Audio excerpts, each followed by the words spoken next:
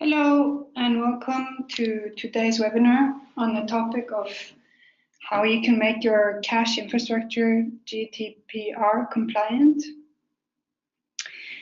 So there's three of us hosting today. It's Ariana, she's a technical evangelist here at Varnish Software. Reza Nagibi, he's VP of Technology. And myself, I am VP of Marketing here at Varnish Software. And the interesting thing today is that we are actually speaking to you from three different countries, two European, Italy and Norway, and then Reza is actually in the US.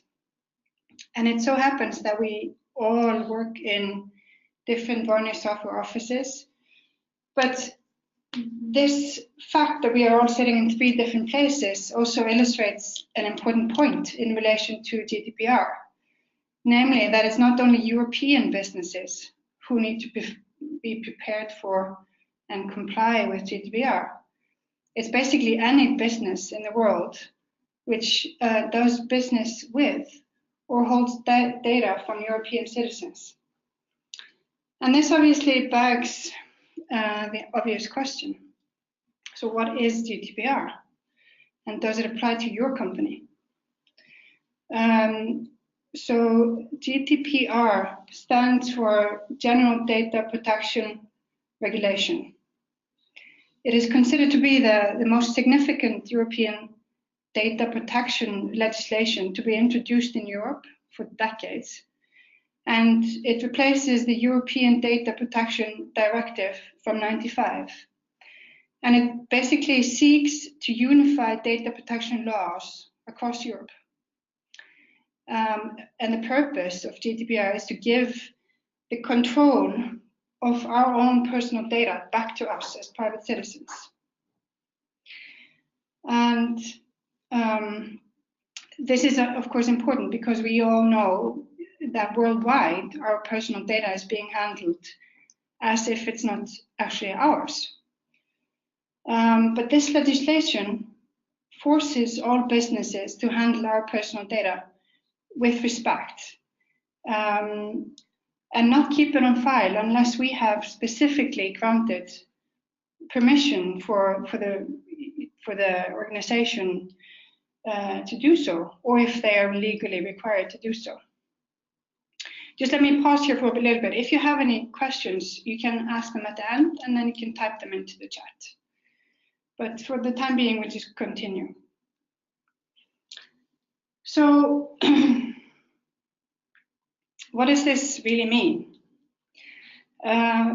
It's important to keep in mind that GDPR is not only relevant to European businesses. It applies to all businesses which hold data from EU residents. And that's irrelevant of whether the data is from your customers, from your contacts, or even your employees. And the reason why GDPR will prove to be effective when it comes into force in May this year is that the fine for non-compliance is up to 4% of your organization's global revenue, or 20 million euros, whichever is higher.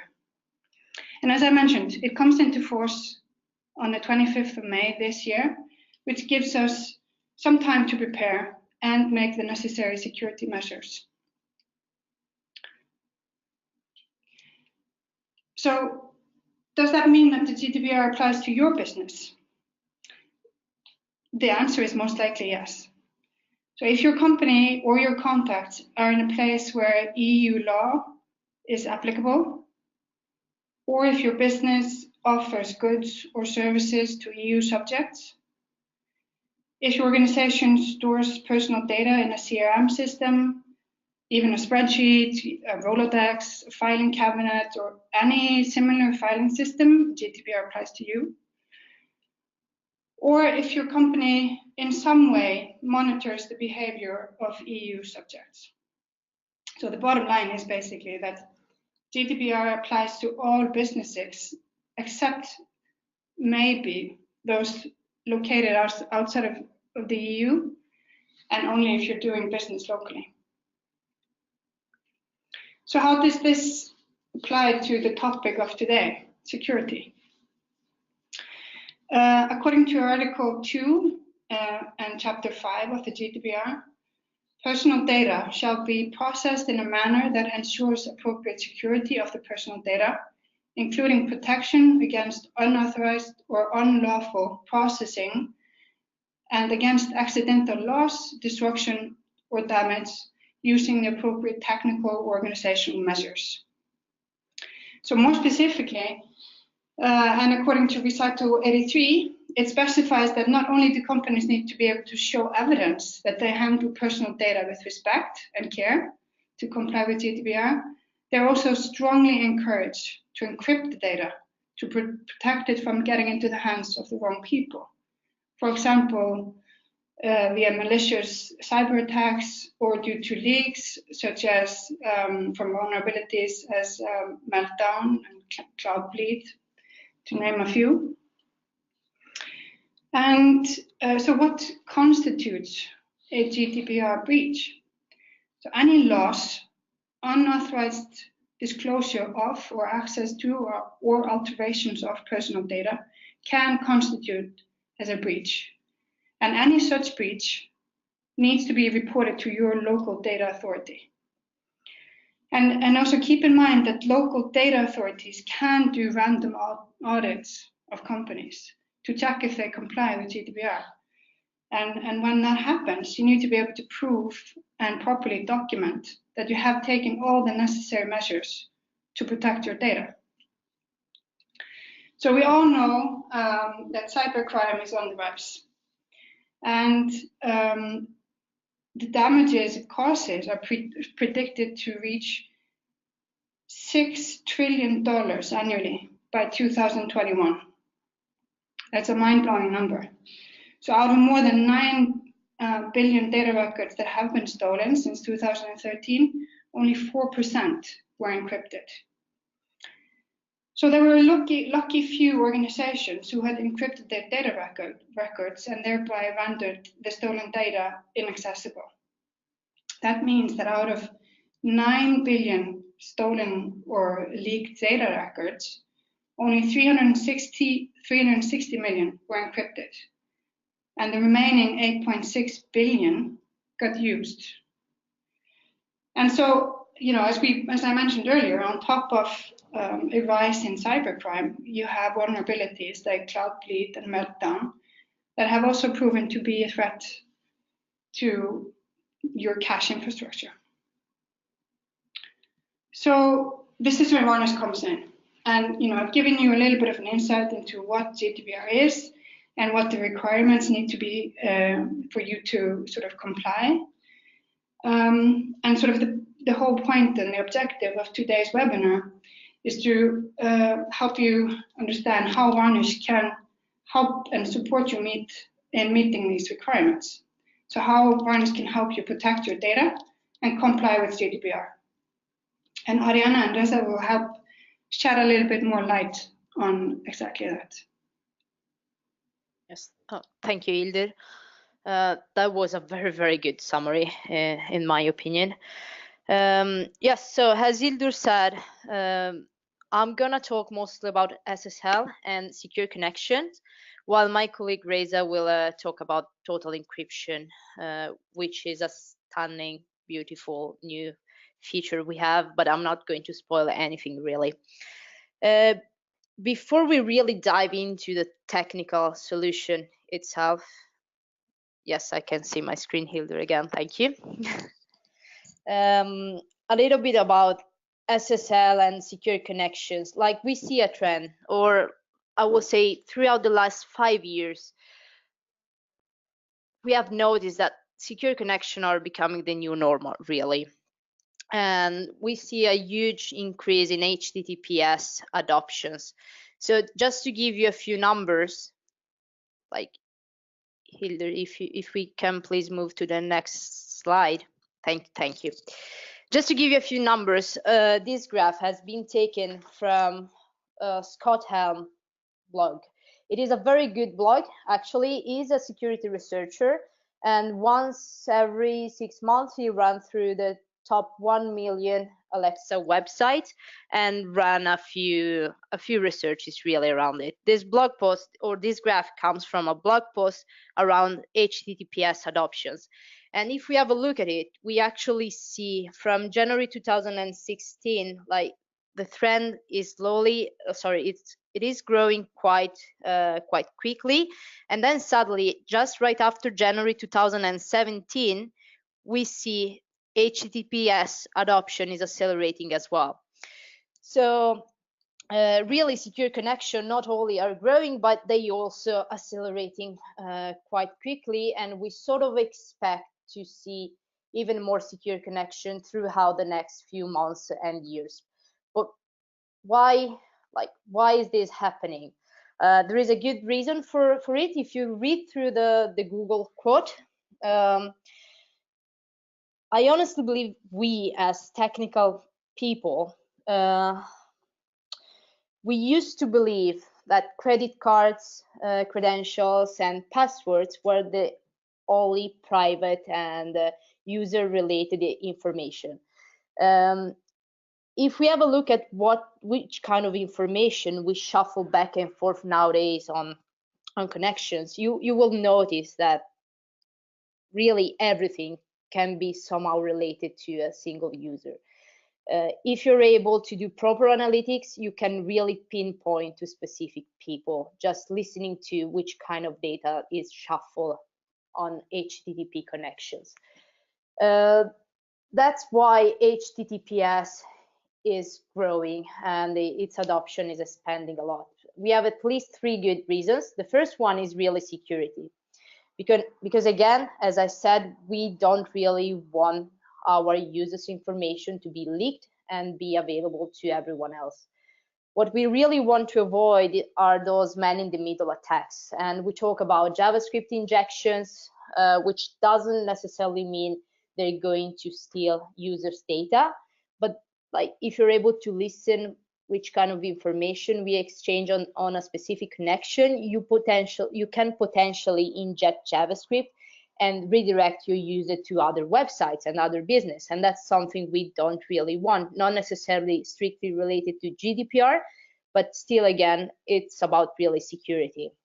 So we want to avoid any person or any man in the middle who can potentially listen to what's going on that specific connection.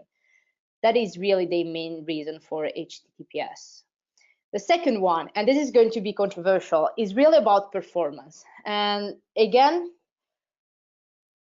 I think it's quite safe to say that we used to believe that HTTPS is lower than HTTP. That's not the case anymore. Google has run a lot of benchmarks comparing HTTP connections with HTTPS and secure connections. And it turns out that HTTPS is at least as fast as HTTP, if not even faster. Like huge improvements have been done in that area. So like HTTPS really nowadays can be 100% compared to HTTP when it comes to speed of a connection, even if it requires way more handshakes and the exchanges between client and web server. Another good reason, for instance, like if we focus on performance again, mobile carriers, they do use proxies. And obviously, if your data is encrypted, this data will bypass proxies, meaning that encrypted responses will be received faster by your end users. And that's again, and this is again, good performance. A third reason is CEO. So you probably know that Google rank really rewards fast website, and this again links somehow back to the performance cycle, but it also rewards secure websites. So you want to have a performant and a secure website as well to rank higher on the Google ranking really. So, but now if we move back to today's topic, and that's GDPR, like this was sort of a quick introduction about SSL and HTTPS and secure connections and why they're actually taking over they're becoming the new norm when we speak about connections. But if we compare those secure connection and we bring it back to today's topic, like we need to answer why do we need to have those secure connections. So if we go through the SSL, if we go through the legislation, and can you please move to the next slide? Thank you very much. If we go through the legislation, nowhere is written that we need to have encrypted connections. Like really, just read a few articles. They do say you might want to have encryption enabled, you might want to encrypt data, but it's not really mandatory. And if you think about it, it totally makes sense because a legislation is written by lawyers. And then it's up to us as technical people and technical experts to come up with best practice and good solution to be compliant for that specific legislation. So I will say SSL and TLS is a must-have at this point in time. And that's again because if a breach happens, if you leak any data, that specific piece of information will be totally inaccessible without a key. And if an attacker can't use that piece of information, like that really save you, like it's really it really save your day, I will say, because if you leak any data, you will have to report that to the authority. But if you do prove to the authority that you and your business have done everything you could have done to protect your users' information, obviously the authority will take that into consideration. So how do we build a secure infrastructure? Like, it's quite easy, really. We want to have secure connections for sure between your end user and the caching layer. But we also want to have secure connection between your caching layer and your web servers. Like it's obvious to understand why we want to have secure connections between client and caching layer, because that's exactly where we exchange credit card credentials when the user provide his or her cookie header or any other private specific user information. And we don't want that, and we totally want that information to be encrypted. But then you might come up with an objection when I say we want to have secure connection on the backend side as well. So what usually happens is that you might have your caching layer might live in the same data center as your web servers, meaning that your caching solution might be connected to your web server using a cable, which obviously makes it even more difficult for a possible man-in-the-middle attack.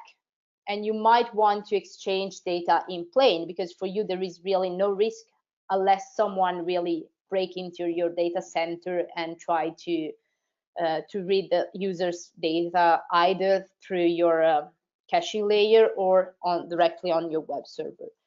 The problem nowadays is really that even if the caching layer and the web server live in the same data center, most likely in that data center you might have other networks as well.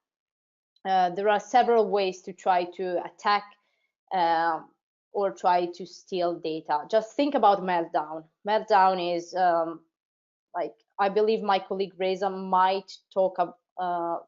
Reza, please speak up if that's true or if that's the case.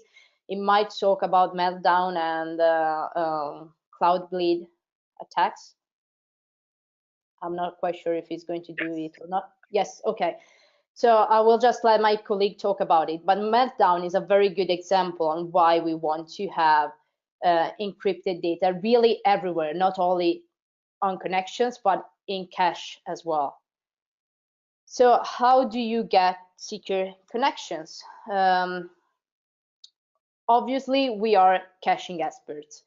So our point of view is always we start from the caching layer and we do implement secure connections on the client side and the backend side. If you want to implement secure connection on your client side, we have an SSL terminator called Hitch. It is open source, but it's fully supported and maintained by us, Varnish Software, really. You just install the packages and it is really straightforward. We have very good documentation about it. Just go ahead and have a look on our docs.varnishsoftware.com. While if you want to have secure connections on the backend side, that's a Varnish Plus only. It is really no-brainer. It's just a matter of installing the regular Varnish Plus packages. And if you're a little bit familiar with VCL, whenever you define a new backend, you will just have to decide whether you want it to talk on secure connections or you want it to talk on unencrypted connections. It's really just a matter of setting a flag and nothing more. So just to sum up a little bit, my part was about SSL and secure connections, and Beza now will talk about total encryption. And at the end of the webinar, you will see the whole picture, and you will understand everything really makes sense, and that's the way to go to be GDPR compliant. Beza? Yep. Thanks, Ariana. That was a great overview of SSL and TLS. So my name is Reza, Vice President of Technology here at Varnish Software, a longtime Varnish user, been using it close to 10 years. Great technology, I love Varnish. So, as Hildur said, I'm based in the US. So for me, GDPR is a bit foreign. However, the risks that GDPR tries to mitigate are very real and something that someone from, any country can understand.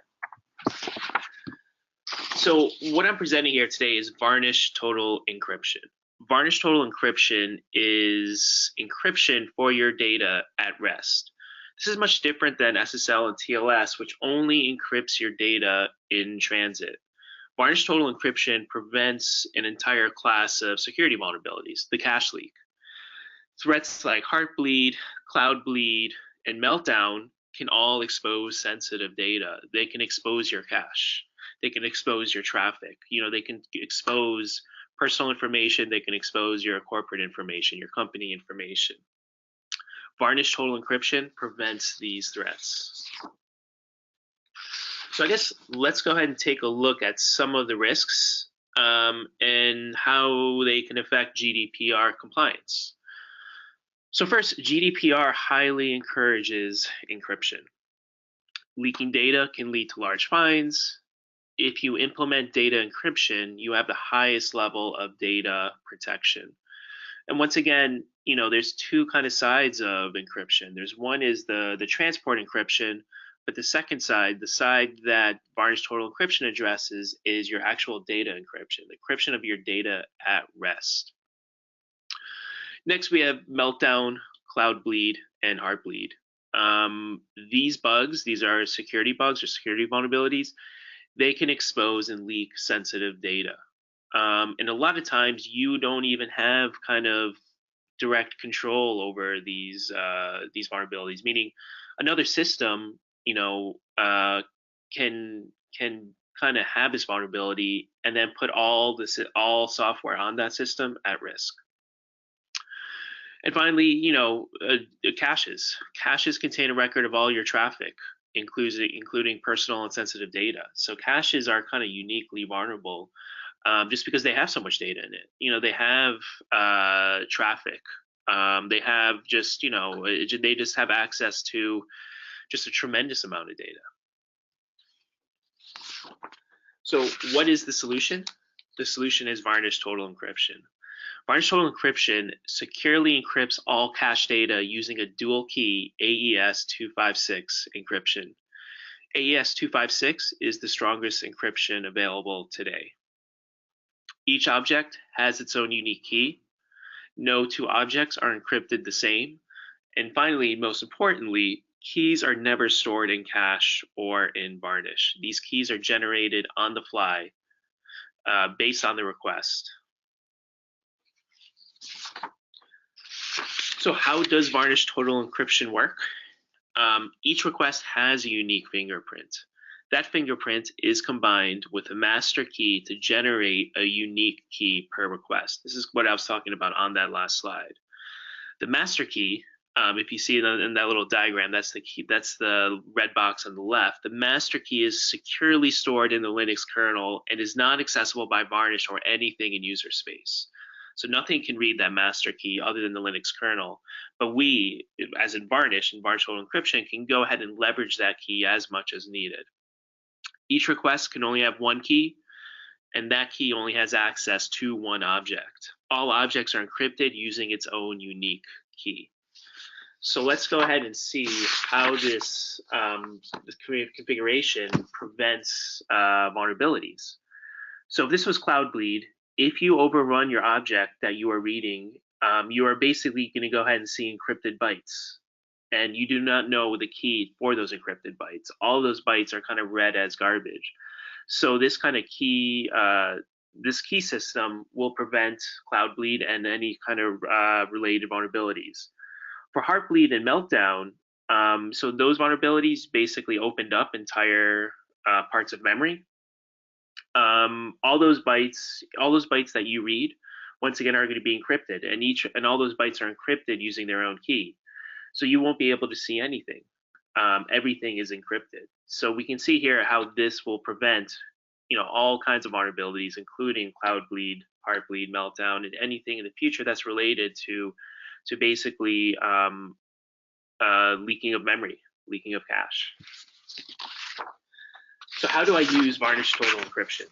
Varnish Total Encryption is extremely easy to use. Simply add one line of VCL to your configuration, and that's it. So in this example, we can see that, thank you. In this example, we can see that to use this, we just do a simple include. We include total encryption / random key, that VCL, and that's it. That one little include will safely and securely encrypt your whole cache. I guess there's a few details here on how these different includes work, but since we're using a memory-based cache, we can go ahead and that master key that I was talking about before, that master key can be generated from a secure random number. So that master key will actually change on every restart, and once again stored in the kernel, but we don't actually need to maintain a consistent key across our Varnish sessions. So that's why we go ahead and do a random key.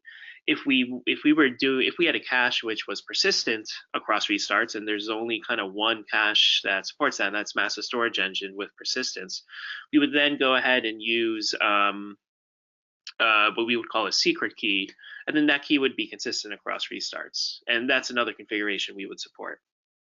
Varnish encryption is only available in Varnish Plus.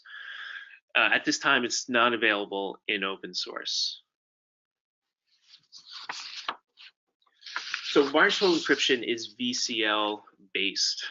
This means that you can customize and configure your encryption policy to match your exact requirements.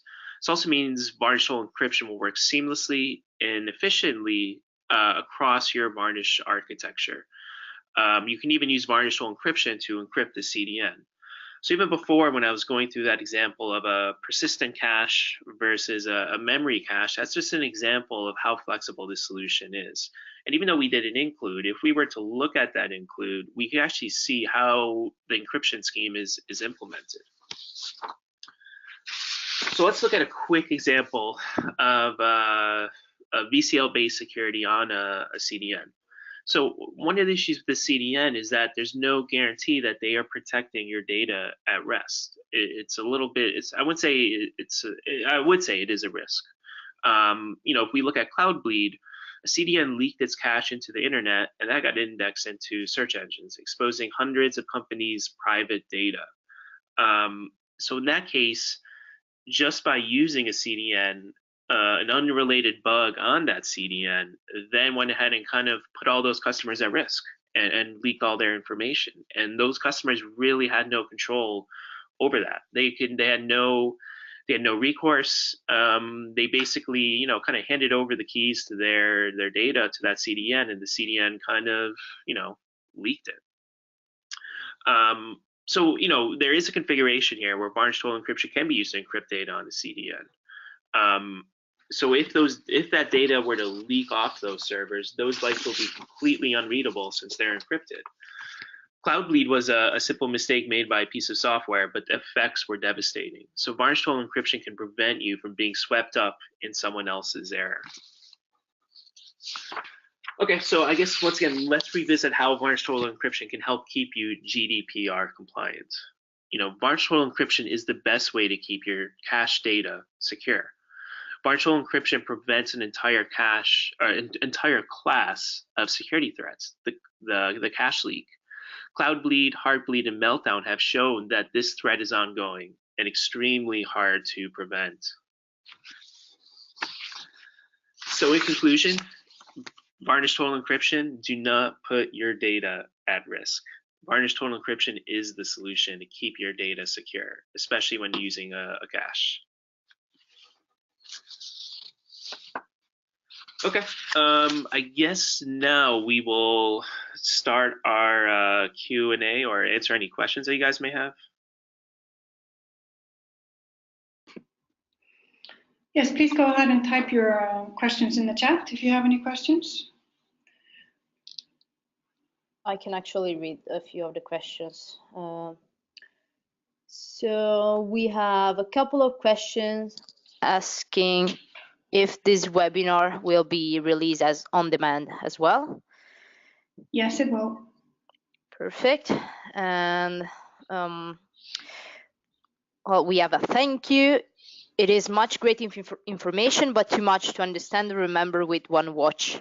Do not worry, Tony. You can actually watch this as many times as you want. And plus, actually, we have a few blog posts about total encryptions and SSL.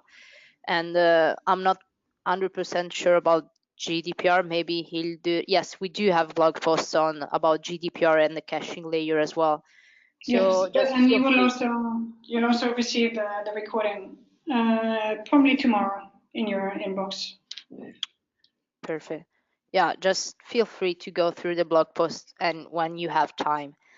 Another question: any accidental, within quote, what happens when not a third party but myself deletes the data accidentally? Is this a breach too?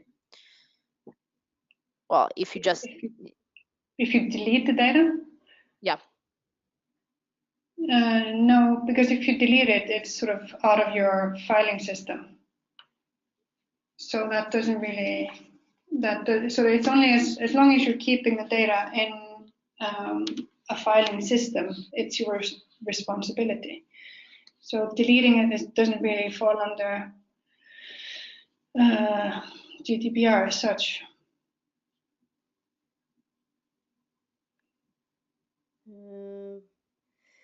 What is the protocol between Hitch and Varnish? That's SSL TLS. Let me check that. Reza, you might chime in as well, but I think we do support TLS 1.0, 1.1, and 1.2. That is correct. Perfect, thank you. So what is the performance impact for Varnish total encryption? So I'll go ahead and answer that. And so as Ariana mentioned, I actually did do a blog post which goes a little bit deeper on some of these topics. But right now, the performance impact of varnish total encryption is there's 50% overhead, meaning that there's kind of two ways to calculate that. So one is that if you have a server and it's able to do, let's say, 100,000 requests per second, with varnish total encryption, the number will go down to 50,000 requests per second. However, most people, when using Varnish, or most people using Varnish, they never actually reach 100% capacity. So let's say your CPU utilization was 15% on any given server. With Varnish total encryption, that CPU utilization will jump to 30%. Response times are very good. In my test without Varnish total encryption, my response times were about 80 microseconds. With Varnish total encryption, it jumped up to about 160 microseconds. So you shouldn't really. So it's going to be like TLS. You shouldn't. It'll use more CPU, but that's really about it. Okay. Is it possible the spec can leak the encryption key from the kernel? Yeah, so obviously that's going to be a risk. And I think when Meltdown and Spectre came up, that put a lot at risk. And those have been patched, and that's no longer possible. The thing to remember is if you can read kernel memory, your encryption keys are going to be the least of your worries. Whereas if you can read kernel memory, you can get root passwords, you can hijack any sort of session. This sort of being able to read kernel memory is kind of like a worst case scenario for computer security. So right now, that's no longer possible as long as your system is patched. And like I kind of mentioned in this blog post I wrote, this is still the most safest practical place to put a secret, and that's going to be in the kernel. Okay. Are there incompatible Varnish modes with total encryption? No. So far in our tests, everything works with Varnish total encryption. I take that back. If you're not going to be able to read cache anymore. So there isn't really a standard interface for reading from cache in a VMod, but if you were to do that, you would actually not be able to do that anymore. But most standard VMods, which use a standard interface, and in particular, we're thinking about things like ESI, Edge Stash, or anything that deals with response body and bytes. Those will still work. If you do encrypt headers, you just have to make sure the headers are decrypted before you do anything with it there afterwards. Okay. Is Varnish total encryption already released? Yeah, so Varnish total encryption is ready. However, Varnish total it is not. It's right now in like a very limited beta. So Varnish total encryption is going to be part of our next Varnish Cache Plus release, which is based on master of Varnish Cache.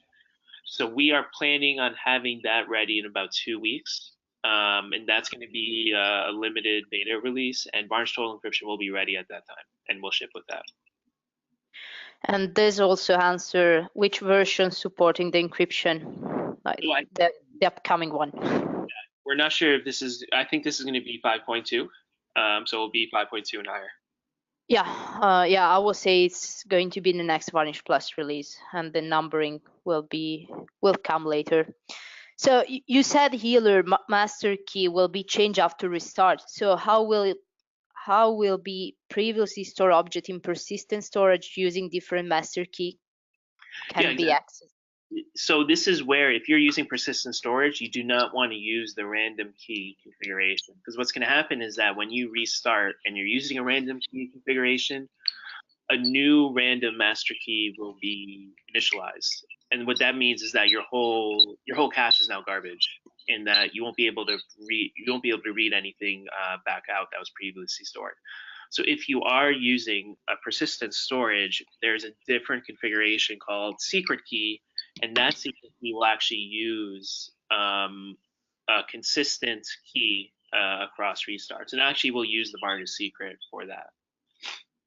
And like I said, this just kind of leads back to, this whole implementation is done in VCL. So there's lots of different ways to kind of customize this. You're not limited to one master key. You can have one master key per host, one master key per there's lots of different ways to kind of configure this. Deza, do you have any example of customers using or testing Varnish total encryption? That's another question. Yeah, not yet. We've just been using it internally. We should it's very limited release right now. It's just like us internally at Varnish Software. But when we go ahead and do our next Varnish Cache Plus release, which can be about 2 weeks, then we'll go ahead and open that up to actual customers. Okay, so another question. We have a domain dot something, and this domain leads to different IP addresses, which are two different Varnish hosts. Can they exchange this random key and store data? Yeah, so I mean, what we could do here is we can actually assign a different master key per domain. But I mean, I guess if the question here is it possible to have the same key, but the thing is like the key is only one part of the final key. The master key is only one part. The other half of the key comes from the request fingerprint. And that request fingerprint is basically the hash. So if your host name was part of the hash, and then we have different master keys for each host, it just adds like an extra level of separation in this key generation. So I mean, even if you had one master key, all your objects would be kind of encrypted differently. If you have two master keys, one per host, that's going to give you a little bit of extra partitioning there.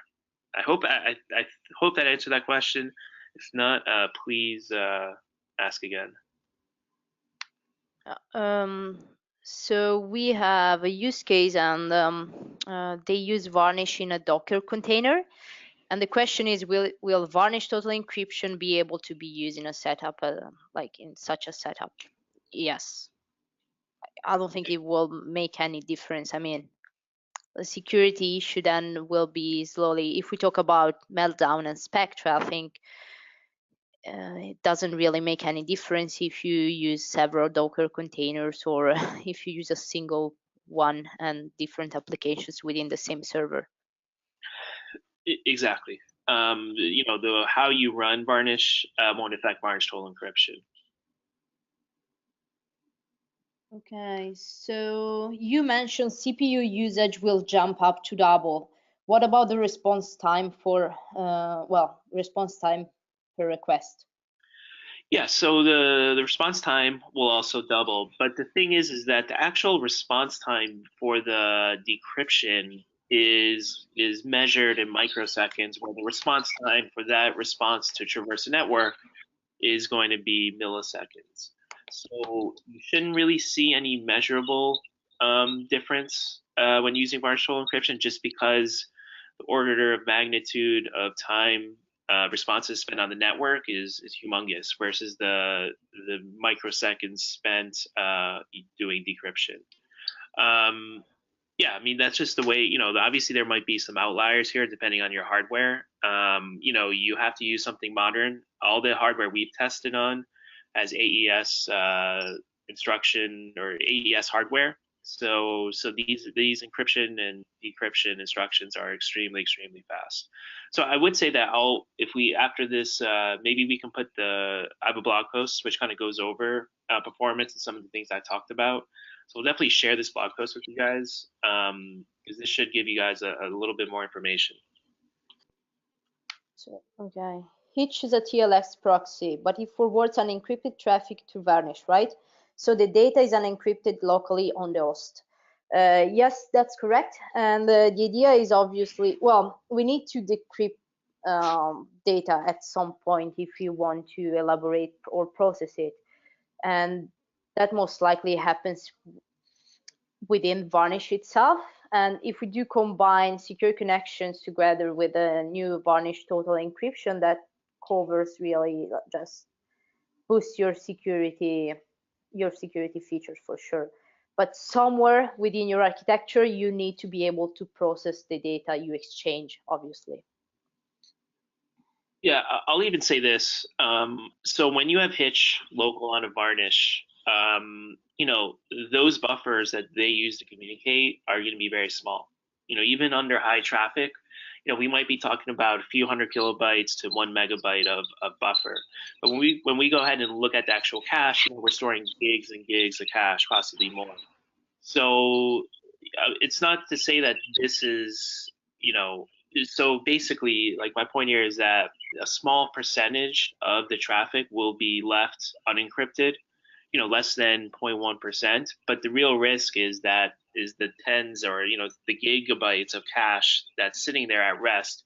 That's where we need encryption. So, right, there is going to be kind of these kind of edges where data is unencrypted, but that's going to be, we always do our best to limit how long and how much data is unencrypted in these buffers. Okay, we have a couple of thanks. Thank you guys for listening to us. And then we have some more questions. Well, one is about the cost for Varnish Plus and total encryption. I guess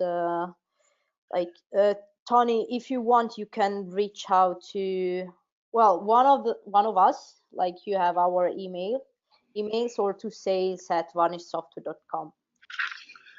I will say that we are going to make this available in all of our cloud marketplaces. So that includes EC2 or Amazon AWS, Google, and Azure. And those prices are kind of listed on the marketplace. So, and I think they start at maybe 15 or 10 cents USD an hour. So, if you guys are using the cloud and you want this feature, it's pretty accessible in that you just have to spin up an instance with this feature on, and then you guys have access. So when will the next release be available in the cloud? I think we're shooting for March, April, so spring of 2018. After we get through the beta, I mean, it could be sooner. Hopefully not. Hopefully it won't be delayed. So this could be available in all of our marketplaces in a few months. Yeah, at least in time to be compliant before GDPR comes into force. Yeah. But I suggest we take a couple of more questions and then we round up. And thanks everyone for attending. And please don't hesitate to send us an email if you have more questions. But do we have maybe two more questions? Yeah, we have two questions actually. And one is, well, are there any support packages in case we run into any issues? Like, again, I will invite you to send us an email, and we can discuss it, like not during a webinar. And how will Varnish Total Encryption impact CEO? No impact. This is purely encryption for data at rest on the server. There are configurations where you can actually serve out that encrypted data directly to a client, in which point the client would have to decrypt it. And obviously, if you were to do that, this would be a very, very advanced configuration. No one else would be able to read that data, including Google or any other search engine. But I would say 99% of the configurations, no impact on SEO. Very, very last one, because that's like a quite common use case, so I think we should answer this one. Do you recommend the total encryption even if we have Varnish as backend for Nginx? So it will be Nginx, Varnish, and another web server. Yeah, I mean, your data needs to be encrypted everywhere. So anytime data is going through Varnish, it should be encrypted, regardless of what's in front of it and behind it. So yeah, we just like we want TLS and SSL everywhere, we want encryption everywhere. Great. So thank you to everyone for attending and listening to us. You can expect a recorded session to be in your inbox by tomorrow. And as I said, don't hesitate to reach out with questions if you have more. Thank you. Bye-bye. Thank you. Bye-bye.